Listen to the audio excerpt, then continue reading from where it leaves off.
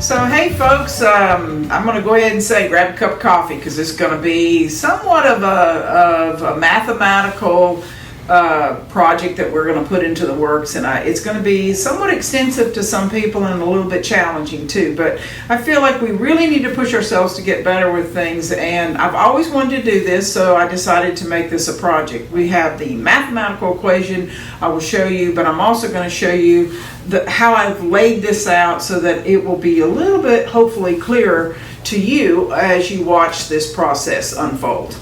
I'm going to demonstrate Clasped-Warp. And yes, I did say warp, not weft. Clasped-Warp. And I think this is important because it's going to give me the vertical design, not necessarily the horizontal design. Now, some of you may have done Clasped-Warp before, but I'm going to be specific in that I want an exact diagonal in my scarf. So the beginning of it, we're going to use a shack cricket. Okay, this is an 8 dent. Everybody usually has that. 7.5 or 8 will work, so I figured that's a good start. You've got that to go. Last Christmas we highlighted Painted Desert, and you may have a ball left over, which I think some of you may. We're using the Mojave color. Beautiful, looks like the desert kind of color. I picked it mainly because it was the fall tones.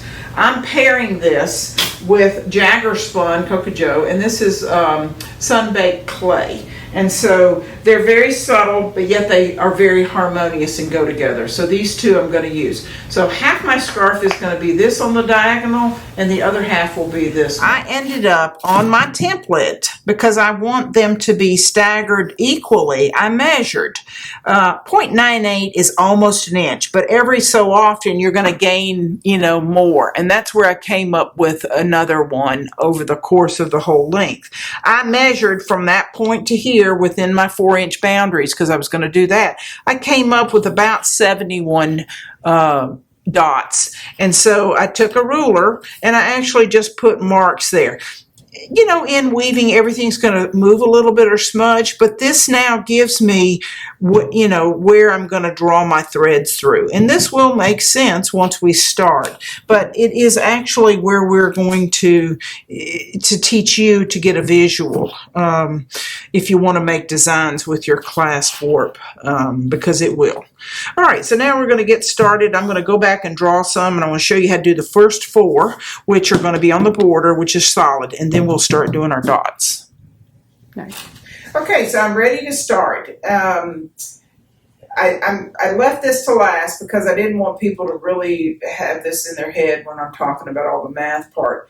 When you're doing Clasped-Warp, you're not going to go through just slits. Okay, that means the slit part. Normally in rigid Heddle, that's how we actually dress the loom. In this case, you have to do 2 in a hole, 2 in a slit, 2 in a hole, 2 in a slit, all the way across. Okay, that's important. Okay, if you don't, you're gonna mess up. Okay, so the first 4 pegs that I'm gonna do are gonna be solid. Okay, and here's my solid color over here, the baked clay. So when I go through this, I'm going to take, and I actually have a plastic one here, because I'm actually threading whole, and then I'm going to thread. So this one's actually on the peg. Remember, I'm going to do 4 working ends. 1, 2, 3, 4. All right, so the next one's going to be in the slit.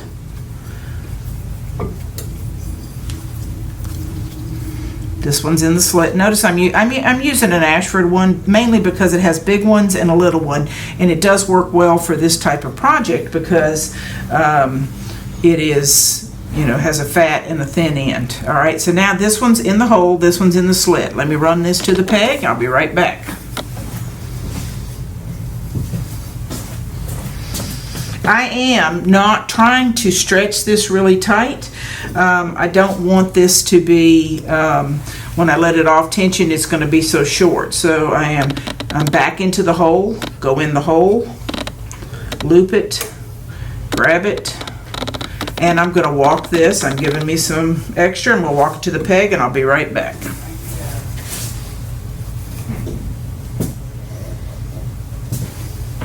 So this is the beginning of my border, if you think about it. These are those four pegs. And remember, we took 4 plus 4, and that was the 8. 8 from 80 gave us 72. This one right here is going to be the last one, so I'm actually going through the slit here, and I am walking to the peg. Once again, we're going to start the clasp warp part, all right? And so we're going to pan out a little bit so you can see where I'm going to actually do that first dot, and then I'm going to show you how to zero in on that. Okay, so you know, I've not done this project before, but I'm enamored with it. I want to do it. And so as I started doing things, I could see where there's going to be issues with keeping your warp in line with those dots that are actually on my slant. When you have one peg, as we do here, it's in the center of the loom normally. And with that, you have a V of your warp. And you can already tell that this line is not going to allow you to see those dots. So in this case, what we're going to need is maybe 1 to 3 or maybe multiple pegs, okay? You can't at any time take this off the peg because it's going to be clasp. It's going to lose that tension on there, so that's not going to work, okay? So in this case, you're probably going to have multiple ones, pegs that you can use, or possibly some people have used rattles, if you know what that is. Something that has multiple pegs that extend vertically up. And that's going to allow us to move ever so much across in increments, okay? I told you this wasn't going to be easy, but the end results are phenomenal. So this is what we're really trying to get you to see on this part. So in this case, I'm going to show you what I'm doing. Right now, the V of the warp of the 4 threads is literally diagonal across, and it's already messed up my dots. So in this case, I'm going to take my peg, and I'm going to just slide it to where it's not in the center of my warp. It's basically perpendicular.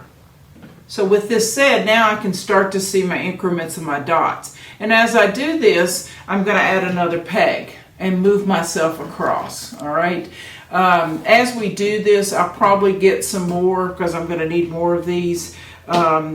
This is also an important fact that you should know. If you're ever doing anything wide, say you have a 32-inch loom, if you have one peg and you only use one peg, the distance from the center thread to the reed and the distance from the center peg to the edges are going to be a different length because of the V. It's just the nature of math. So in this case, I want it to start here. I am going to put this down very tightly so it doesn't move, which that's secure. Here's my other peg. These are actually Glamacra pegs. In our world, we have access to all various parts from looms. And in this case, I am marrying different makers. So these are Glamacra. I'm using a shack loom. I do like these. These are C-clamps of some sort. They fit in like this. And then you're able to have a much broader distance here. I think C-clamps or even the blue clamps from Lowe's that I turn upside down, I've clamped to tables and things. I use those in my class this weekend to show. I think you need to use what works for you, okay? And then once we see what's going on, then you can understand. All right, so the next thing I'm going to do is the first clasp on the different dots, and you'll see that.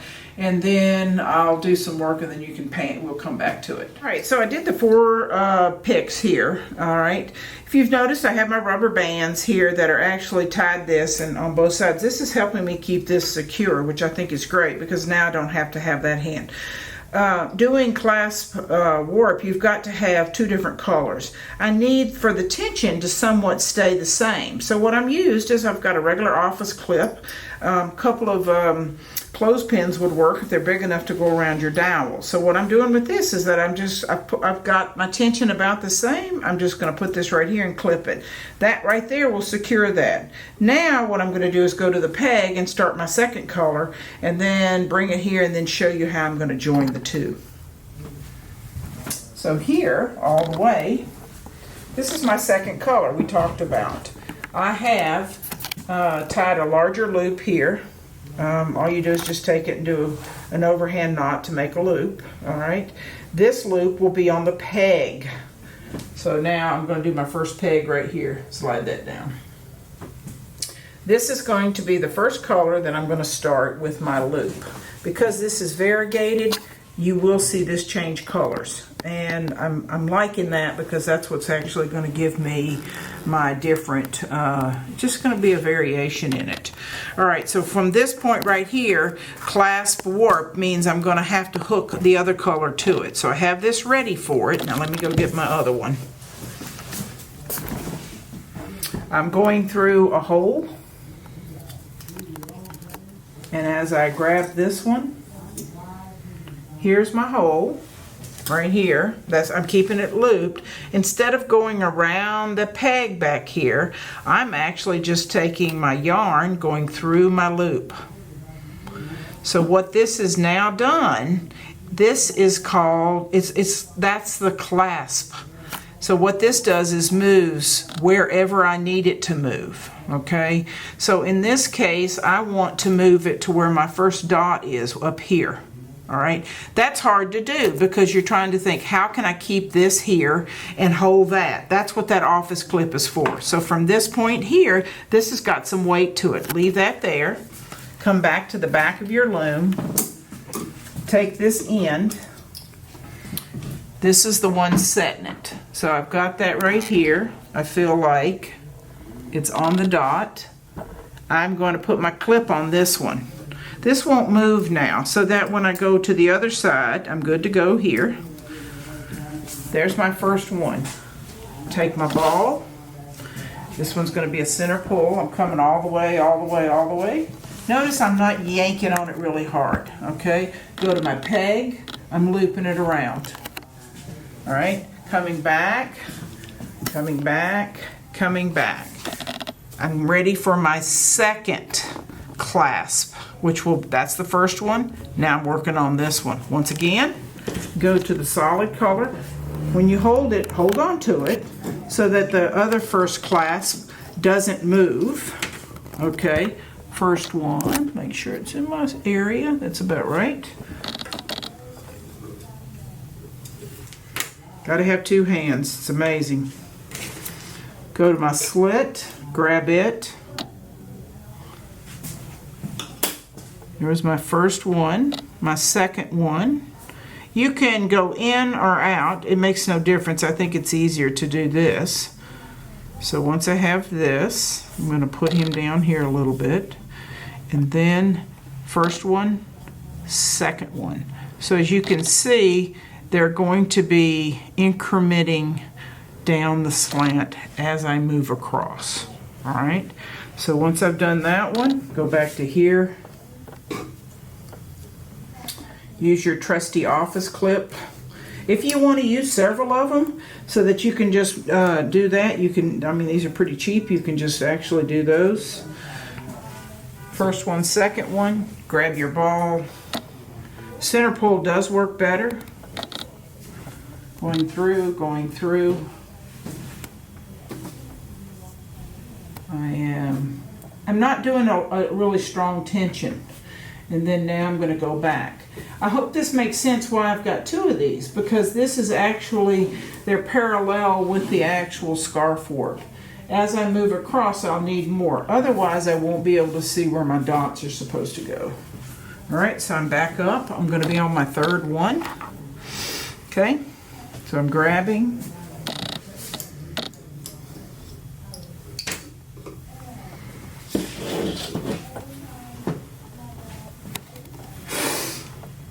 This one moved on me. See how you can move it? You don't want to do that. So what I'm going to do is use this one. I'm using the back end. It's almost like you're doing about right there. And I'm going through.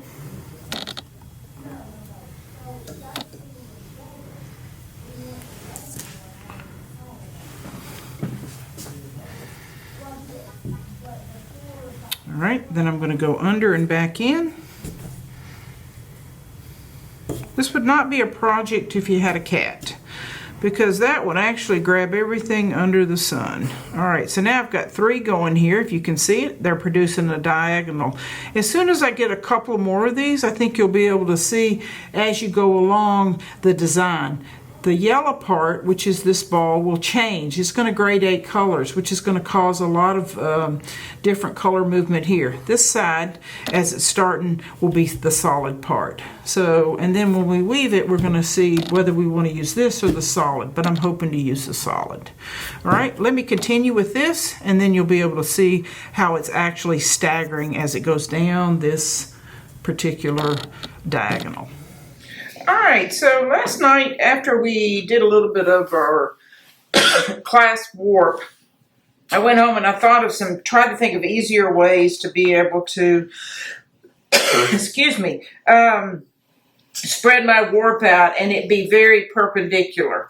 And so then I decided that the rod probably would be the best since I don't have to move pegs. Now, if you happen to have 2 pegs like this one and this one, you could actually set up a dowel across it. That would work just fine too. This one, I actually have some Lowe's clamps. I like them because my clamp can actually adjust to any height of a table or a countertop, and they're very secure. The only thing about these are they're very sharp, and if you stab yourself or bend down, it can be very dangerous. You might want to take something like a little plastic cap or something and set on top of it because they are sharper. They're meant to be turned the other way. But in this case, I am turning them upright because I need the prongs that are coming up. So with that said, right here, I actually used the dowel that was on just like the front or the back end of the actual loom. So it's the same thing. I'm just repurposing it for this time being. My rubber band was a little bit too long, so I just went around it a couple of times like this till I had a shorter one. Once this lays on it, I go around like a U shape. And this basically will hold this. I can lower it down or pull it up, either way. I have decided that about here is enough for me to get the ball under and around without actually grabbing anything, okay? So I think this is going to make it faster.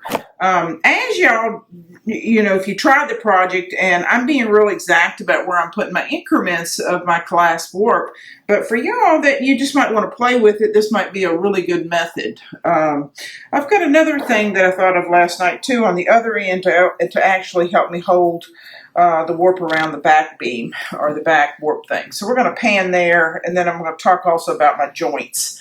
I have them marked on the paper, but I would like to show you how you can come up with a better or a faster way. So as right now, I'm going to be using a dowel. I think this is going to work better. So I want to talk a minute about my Clasped-Warp, and really so you can actually see what this is. It literally is a join like this. It's one continual strand. This particular strand is double on this side, double on this side. That's considered a working end. I'm never going to cut this and thread it in a hole or a slit. That's why I'm doing it now. The other thing I want to talk about is increments. I do have my dots here. They're basically a little over my finger or my thumb. Sometimes it's hard to see that going all the way down because of the distance. So what I'm doing here is I'm kind of using my thumb as a gauge to see, and that will speed it up. Nothing's ever going to be really perfect, but you have some idea. Now, here, as you can see, these definitely are not that far apart. This is where, before you start or finish this last one, you have to look at it. And what I'm doing is I'm actually pulling on my yellow one to extend it. So now that you can see that these are actually a little further apart. If you want to hold this, you can either have a ball, set it on there like this, or have a brick or something that you actually can just hold it. Because otherwise you'll lose track of this, and then they'll be bunched in some and then spread out in some. So this is tedious, but the results at the end will be a lot better. So we're going to show one more thing about how this one that's extending to the back bar is being held taut, which I found another way. All right, so yesterday we were using office clips, which they were working really well, except that because due to the triangle right here, if it goes completely over it, it covers up several of them. I had some clothespins at home that I use on my clothesline, and this is actually the complete. It's just perfect for the dowel. It fits great. And then I have another one, and then I can take this one off. So I've actually brought a couple of them that I'm going to go back and forth with. So it's like this one right here was my one that's actually tethered to the Clasped-Warp. So what I would do is go ahead and get it in the position like it's already under. This is where I'm going to get ready to thread the next one. I'm looking at my clasp up there, and I'm checking to see if it is exactly where I need it, and if it is, then what you do, go ahead and put this on there. Then you know this one's coming over. So I'm set to do the next one automatically. Anything to kind of speed it up a little bit. So I'm not going to use these. I'll start using my clothespins.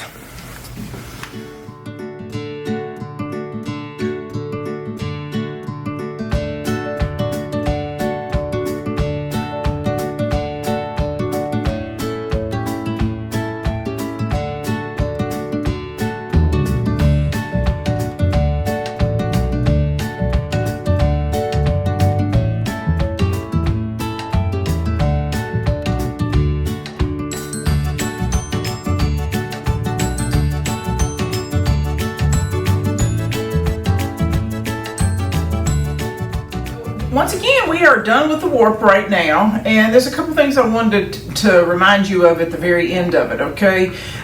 It is tedious. This is not something that goes quick or fast. Were my increments exactly 0.98? Probably not. I had a difficulty when the colors were pretty much well monochromatic. That was harder to see, okay?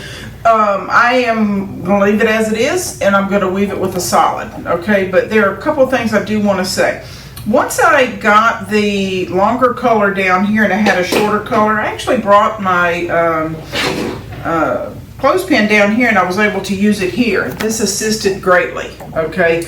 You might need to do some different things that would help you out. The other thing is that when I actually finished with my variegated yarns, I had to tie it off. So I actually tied it down here because remember it is a loop. So once I tied this one off, my other color, which was the solid, was continual. So then I finished it. Remember I had to do 4 threads because we had on the beginning of our warping area, we had 4 here and 4 here, okay? So those were a total of 8 threads. So they had to be subtracted from the overall width, okay? So I did end with the 4 over here. And I just looped it around the dowel that was sticking out. So this technically is done, completed, number of ends.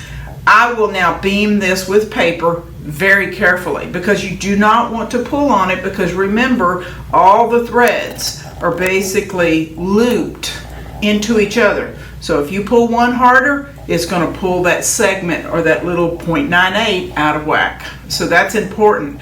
Now, do you think it would really matter? Probably not. So, but I went through the math part of it to do the hypotenuse. So I thought that this would be exactly. I have yet to count all my dots. That was another thing. As I went along with this project, I thought it would be nice if the paper had actually been directly underneath the warp instead of this far down. I could probably see things easier. But once again, when you do projects, you have like an enlightened light bulb goes off in your head, why didn't I do this? And I think that's important that you learn as you go.